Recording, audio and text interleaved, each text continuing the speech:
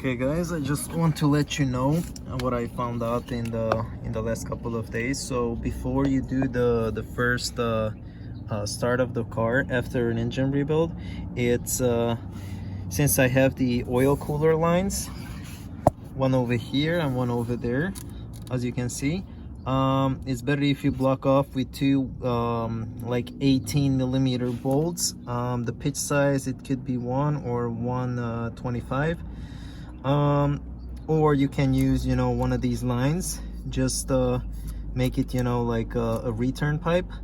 And the reason for this is because you're running the engine the first time, so it's gonna be probably metal shavings in the oil, and you don't want that to end up in the oil cooler, because the oil cooler is basically a radiator, so it has like a million of tiny places where the metal shavings can go and get stuck in there for a while, and then it's gonna go back into your engine, and you definitely don't want to do that. So that's what I was doing, this kind of thing.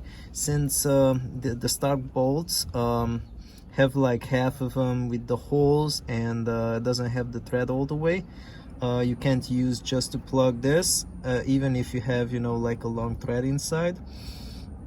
I heard that you can use one of these bolts for the oil plug, like 2 of them. I don't know about that. You can buy from STM. I think it's like 30 bucks or like 35 bucks, 2 bolts with the washers. Since I don't want to wait that long to get it, or pay like 30 bucks, you know, since I have a couple lines laying around, I just doing it like this. So make sure when you're doing the first start, you do something like this to not contaminate your oil coolers.